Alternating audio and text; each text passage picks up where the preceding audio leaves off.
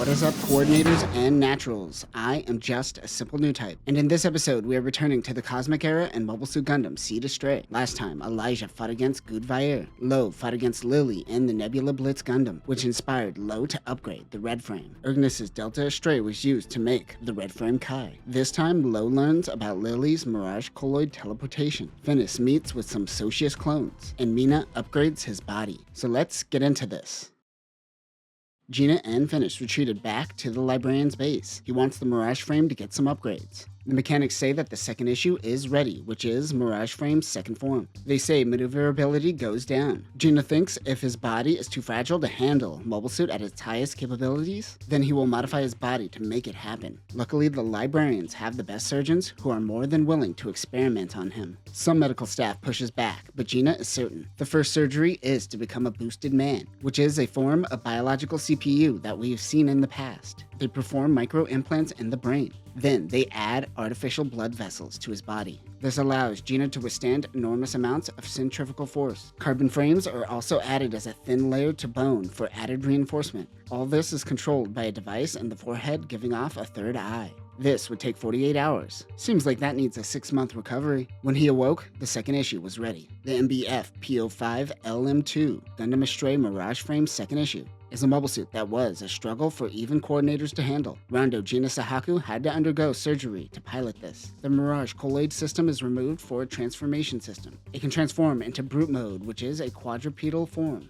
The mobile suit form is called Tyrant form. Weapons include 75mm Sea-Wiz, 2 beam sabers, the Ame no Habikiri sword, the compact anklet swords like the first issue, a saber fang in brute mode, a Type 71 beam rifle, and a shield. The artificial blood vessels show through his pale body. He heads out to fight Guy ASAP, but Prayer told him to stop. He disobeys these orders. As Gina leaves the base, he is met with Lily and the Nebula Blitz. Gina transforms into brute form, giving it the appearance of a Baku. Gina was the first to attack. Lily uses the teleportation, but the Mirage frame moves with speed. Gina uses the brute force attack, which creates shadow clones around the Blitz. She doesn't teleport while surrounded. He wonders why. He then moves in and pierces the cockpit with the beam fang. Gina was able to find a solution to Lily's teleportation. He continues towards Guy. While the battle was going down, Lo was finishing up some updates on the Red Frame Kai. Kisato is worried that the librarians are going to attack again. He uses the Red Frame's tactical arms in work form. This has helped drastically with their workload, while also being on guard for another potential attack. Also, Lo really loved how cool it looked. In no time, Nebula Blitz made its appearance, teleporting right to their location. Lo instantly turned on a Mirage colloid detector in his cockpit. She says that Prayer sent her to kill him. She teleports and appears behind the Red Frame and strikes. She knocks off the tactical arms.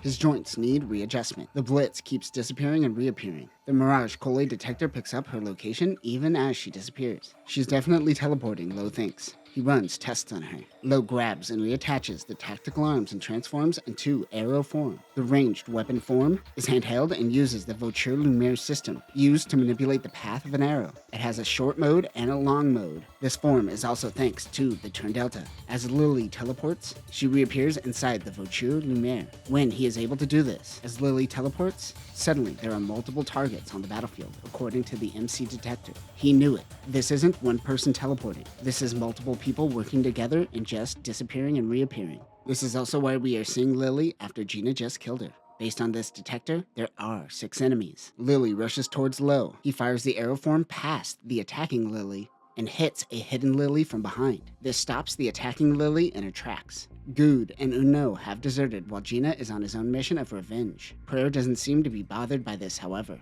He tells He to follow Gina so they could get some intel. As he leaves, Prayer says that he acts exactly like the person he is based off of.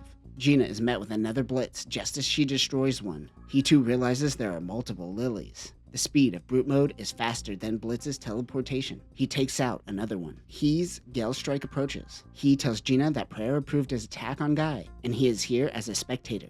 Gina doesn't care so long as he could fight Guy. Elijah tells Guy about the attack by Good and Madigan, and how he has the Vent Savior now. They will need Lo's help to make adjustments to the mobile suit. Unno and his Red Frame clone stumbles upon a sea of dead Nebula Blitzes. He tries to save Lily, which won. He thinks Gina's desire for revenge will lead to his destruction. Unno found out that Lily has a different personality to handle different situations, but he doesn't know how many there are. He wonders about Good Vair. After Lo defeated Lily, he immediately got her medical treatment. Lo got carried away and almost got her killed. She whispers that the other Lilies were about to flee. Kisato tells Lo that 2 members of Serpentel are making their way to their location. Finis was the one to bring back Gina after his loss. Now he is accompanying Key, who is watching over Gina. During the destruction of a colony, Finis decides to be by Gina so he could see him die. Meanwhile, Madigan is finding this job quite boring. He mentions that Good did indeed intentionally leave the Savior behind. He still doesn't understand why, however. Jess is now on a mission to investigate the librarians, though Madigan can't get a hold of him.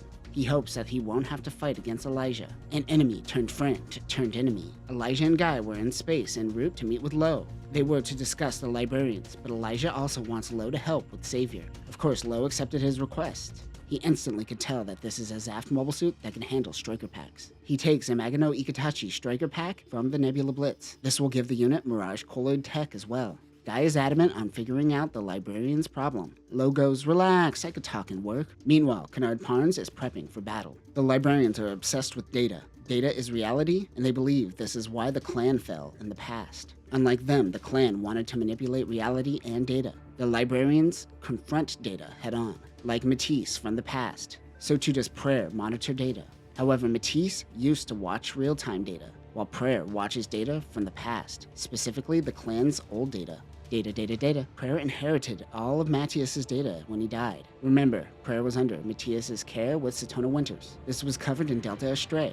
Prayer then was mentored by Reverend Malchio, where the events of X Astray take place. However, Matthias was recreated as a carbon human and wants to claim his inheritance. He looks at the monitors. Lo, Guy, and Mina, the 3 to acquire the Astrays. Jess, Ergnus, and Trojan, those with extensive experience with the Astrays. And finally, Kennard, the man the original Prayer gave his life to protect. He is destined to fight Kennard. He is purposely allowing Unno and Gudvair to go off book, as it is all a part of his plan. Prayer hears the voice of the original Prayer try to stop him. He says that if the Astrays are involved, then there is another solution. Ghost Prayer then says that he isn't worried because the Goddess of Fate will smile upon them. Prayer thinks it is a prophecy, but Ghost Prayer says no, it's just the truth. The attack on Guy and Lo were merely for Prayer to get Kennard's attention. The attack on Elijah has also served out Gudvair's role, as he is useless to him now. On a small island near the Orb mainland, one struggling restaurant gets some guests. To the staff, it seemed like a meeting of brothers. It was in fact the Socius clones all converging. Specifically, the librarians Gudvair is meeting with Socius 11 and 7. Remember, a carbon clone is someone aged up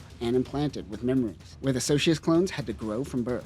Right? This is getting confusing. And we haven't even got to super coordinators from Freedom yet. The Socius program has halted after the boosted men become popular. Good wants the Socius bros to help save everyone from the librarians. They agree to work with them. Their first act is to contact the Martians. The 3 bond over the fact that even though they were effectively built to serve a purpose for others, they can find purpose for themselves, no different than any natural or coordinator. Many of the Socius clones were destroyed, but some, like 11 and 7, survived. There are others, like the Socius clone that works for Mina, who is genetically modified to never refuse orders. However, there is another Socius, Finnish Socius. Socius means comrade, and Finnish Socius means final comrade. Created by the librarians based off of Socius intel. He too is genetically modified to take orders, but unlike the other Socius, this one isn't submissive to naturals. Finnis got tired of the random missions he was given by Prayer, and he wanted to go after Gina, but Prayer gives him different orders. He has ordered him to attack the Amina Mihashida. The librarians want this giant weapons facility as one of its assets. Instead of using Mirage colloid tech, he knocks at the front door. A sword calamity shows itself to Finnis. He realizes the pilot is a Socius clone. He hates him for taking orders from another, and demands to see Mina. Inside, he meets with Rando Mina Sahaku. Finnis is kind of winging it. He says that he just wanted to see her face. This is also the first time that Finnish has met another Socius clone before. He hates his own stupid face, so he leaves. Good plan, buddy. Mina lets him go. She knows he is someone that can be helpful in the future. She needs to contact Guy. Perhaps he won't have to kill Gina after all. That meeting left Finnis feeling no different than any other Socius clone.